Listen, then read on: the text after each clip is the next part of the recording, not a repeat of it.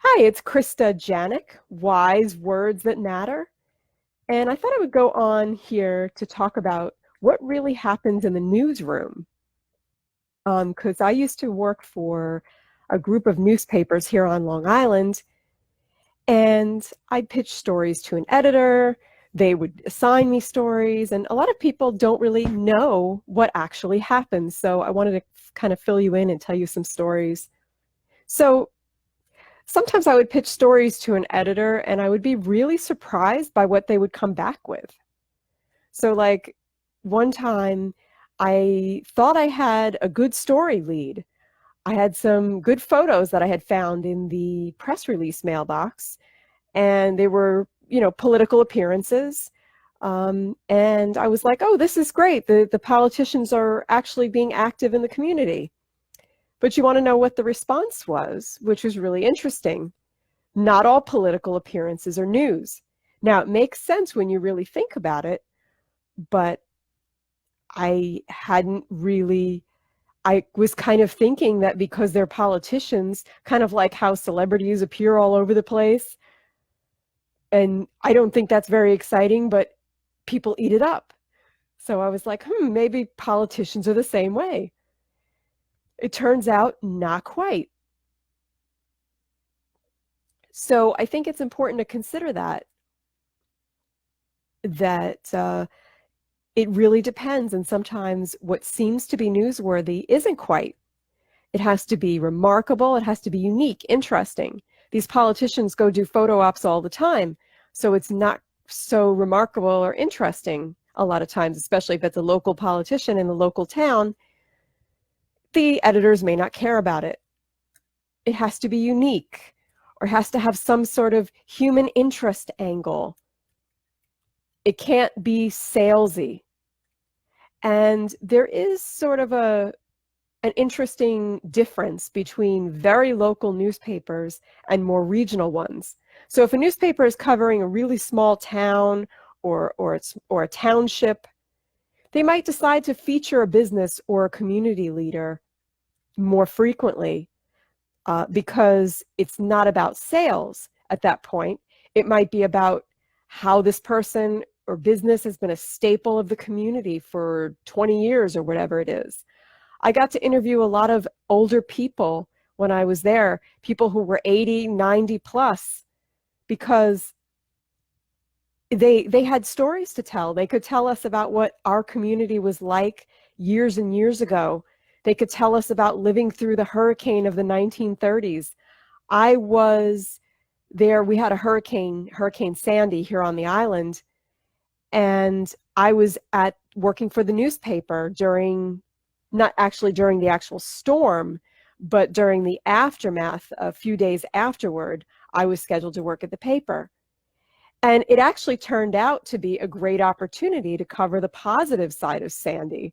So although I did not enjoy going on the jam-packed train and getting my cane slammed in the door, I did get quite a bit out of covering these positive stories.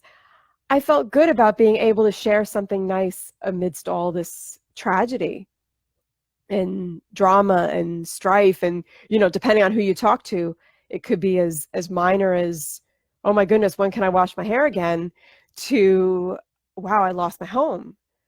So obviously the differences in the way people were affected were very striking. And so in the middle of this, it was a great opportunity to cover positive stories. I got to cover a story about a restaurant who their power was on. They were the only place around with the power on, and that was news at that point because it was unique, and it made sense to get to talk to them and cover that. There was a salon that was giving people, they were letting them dry their hair and wash their hair at the salon. And that was also a big deal. People needed to know this. People needed to know what was available, and they wanted a comparison. They wanted to know what previous hurricanes were like or what other people had dealt with. Another thing that people may not know is about the advertising department. So we, as reporters and also the editors, end up talking to people in the advertising department, and sometimes they may have story ideas because they're talking to these clients, getting to know them for the sale, and then they might discover, oh, there might be a story. Or sometimes they might just be a lead and we call and see if there is a story. There may be, there may not be, but it's a company, someone who's well known. Maybe there's a trend story, maybe there's a human interest or feature story. So I think it's important to think about those sorts of things when you're trying to pitch a story to a journalist or even to a podcaster or a blogger. Think about what's news to them, because what's news to you might not be news to me, and vice versa. So it's important to think about it from their perspective and from their listeners, their readers, their audience, and what they're going to want. And if you're not sure, it's always a good idea to check out their podcast, their blog, their newspaper, whatever it is, because that's where you can find the answers. And I'm really excited because I actually figured out how to download videos, which is a big deal for me right now because I was having a lot of trouble. And I'm going to be downloading this video and uploading it at a later date to my Facebook page on Wise Words That Matter. So I'm interested in what you folks think about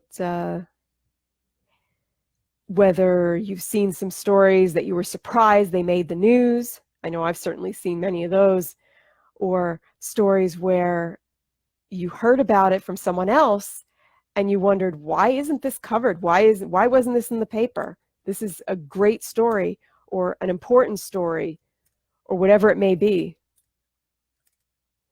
So thanks, everyone. I'm really glad that you tuned in. Thanks for watching. Be sure to tune in on Wednesdays at 3 p.m. for Wise Words Weekly, where I talk about creativity, publicity, very often writing, because I am a copywriter and a PR professional. And I'll help you find tips on getting noticed now. Thanks so much.